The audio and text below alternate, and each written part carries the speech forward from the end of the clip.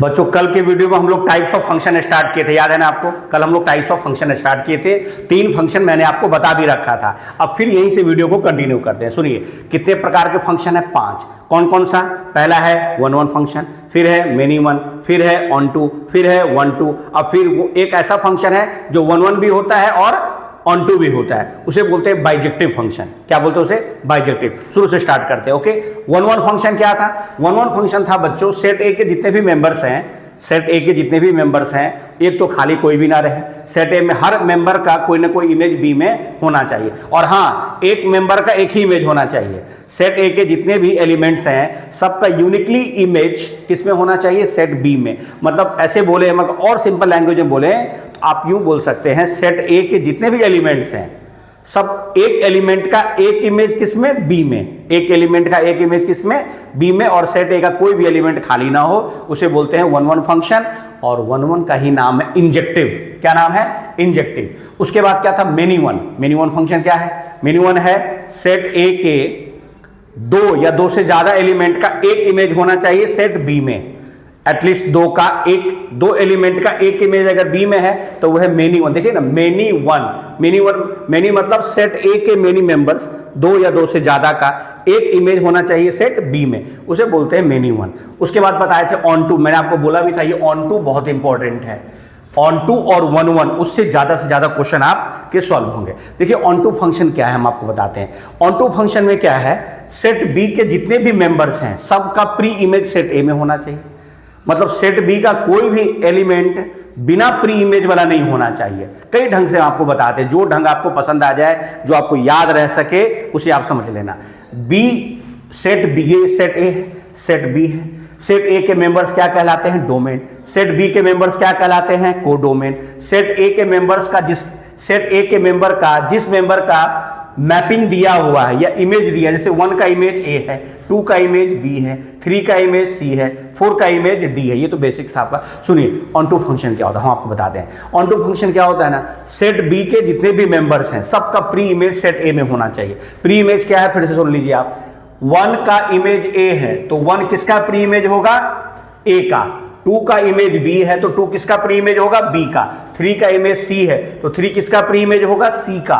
4 element 4 का image कौन है? डी है। एलिमेंट 4 का इमेज क्या है? डी है। तो 4 किसका प्री इमेज हो जाएगा? डी का। क्लियर है कॉन्सेप्ट? तो सुनिए ऑन टू फंक्शन क्या होता है कि सेट बी के कोई भी मेंबर्स खाली ना हो। खाली ना हो, नहीं होने का मतलब क्या है? खाली नहीं होने का मतलब है सेट बी के जितने भी एलिमेंट्स हैं, सेट बी के जितने भी मेंबर्स हैं, सबका प्री इमेज ए में होना ही चाहिए। अगर आपका सेट बी में कोई एलिमेंट ऐसा छूट जाए जिसका प्री इमेज ना दिखे ए में, उसे ऑन टू फंक्शन कभी नहीं बोलेंगे, कभी नहीं बोलेंगे। देखिए वही बात लिखा हुआ है, every element in B has at least 1 pre image in set A. कम से कम बी का कोई भी एक ऐसा एलिमेंट हो, सबका प्री इमेज कम से कम एक प्री इमेज होना चाहिए। देखिए ए का प्री इमेज 1, बी का प्री इमेज 2, सी का प्री इमेज 3, डी का प्री इमेज 4। मतलब बी सेट बी के कोई भी मेंबर्स खाली ना हो, सबका प्री इमेज है। मेरे ख्याल से आपको समझ में आ गया होगा। अब आप देखिए यहां भी देखिए ए बी सी डी ई। अब आप हमें बताओ तो बी सेट में कितने मेंबर्स है? 5 मेंबर्स को ही हम लोग एलिमेंट्स बोलते हैं, बराबर है। बी सेट के कितने मेंबर्स हैं? 5। कौन कौन से? A B C D E. और सेट के कितने मेंबर्स हैं? 4। 1 2 3 4। क्या ए का प्री इमेज है? हाँ सर है 1। बी का प्री इमेज है सर 3। सी का प्री इमेज? हाँ सर 2। डी का प्री इमेज है 4। लेकिन क्या ई का प्री इमेज है? नहीं है, ई खाली रह गया ना। तो सेट बी में कोई भी मेंबर अगर खाली छूट जाए जिसका प्री इमेज सेट ए में ना हो, उसे हम लोग ऑन टू फंक्शन नहीं कहेंगे। ये वाला ई एलिमेंट सेट बी में खाली छूट गया है, this is not onto function. अब एकदम क्लियर हो गया होगा आपको, है ना। ऑन टू फंक्शन क्या है कि सेट बी में कोई भी मेंबर अगर खाली छूट जाता है जिसका प्री इमेज ना हो, वो ऑन टू नहीं कहलाएगा। मतलब कहने का मतलब ये है सेट बी के जितने भी एलिमेंट्स हैं सबका कोई ना कोई प्री इमेज सेट ए में होना ही चाहिए।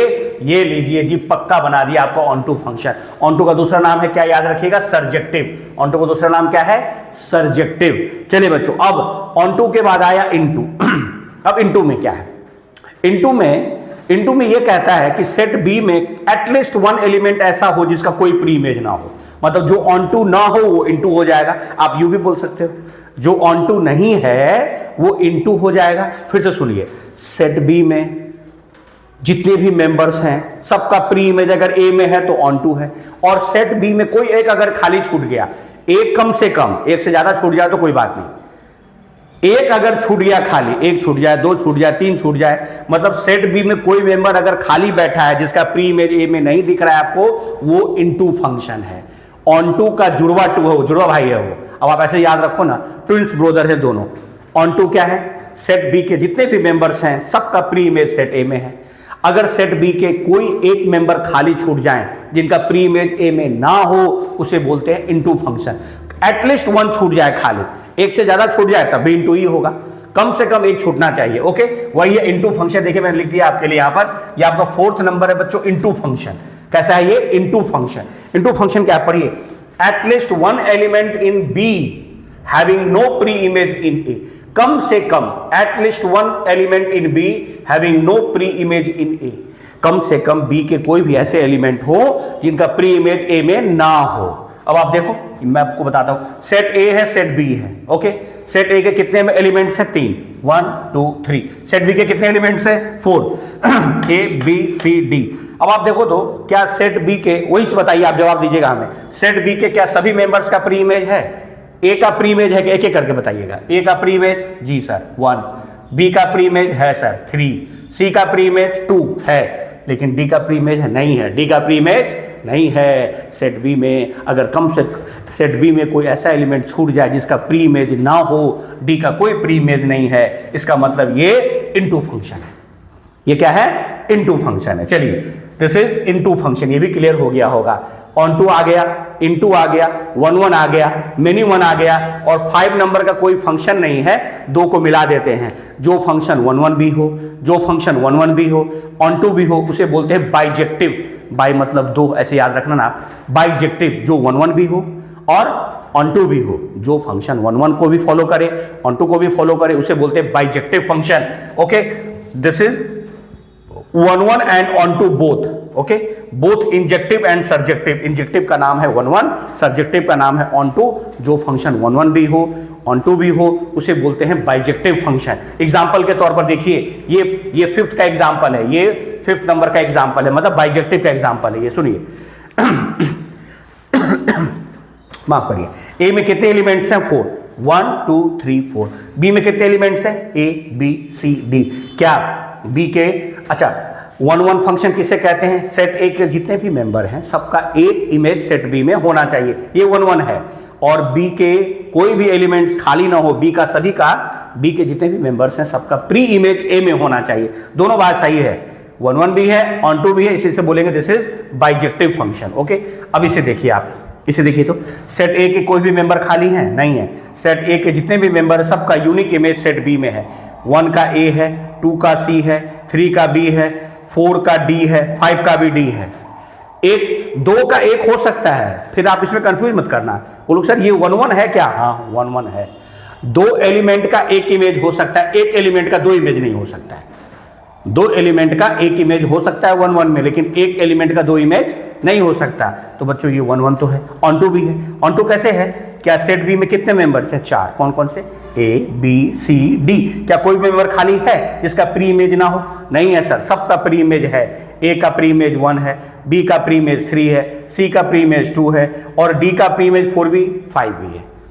तो ये आपका 1 1 भी है, ऑन टू भी है, कोई भी खाली ना हो बी में, सबके प्री इमेजेस अगर ए में मौजूद हैं तो वो ऑन टू कहलाते हैं। तो ये 1 1 भी है, ऑन टू भी है, दिस इज बाइजेक्टिव। इसे कौन सा फंक्शन कहेंगे? Bijective function. ये 5 प्रकार के फंक्शन हमने आपको समझा दिए हैं। क्वेश्चन बनाने से पहले थ्योरी पार्ट आपका बहुत बढ़िया रहना चाहिए। अगर थ्योरी पार्ट आपका क्लियर है तो प्रॉब्लम्स आसानी से बनेंगे, अच्छे से बनेंगे क्वेश्चन। ठीक है, एनसीईआरटी के क्वेश्चन हम लोग स्टार्ट करेंगे, एक एक करके सारे प्रॉब्लम बनाएंगे। और सुनिए फिर से एक बार 5 फंक्शन को हम लोग रिवाइज कर लेते हैं। पहला क्या था? 1 1 फंक्शन। 1 1 फंक्शन क्या होता है?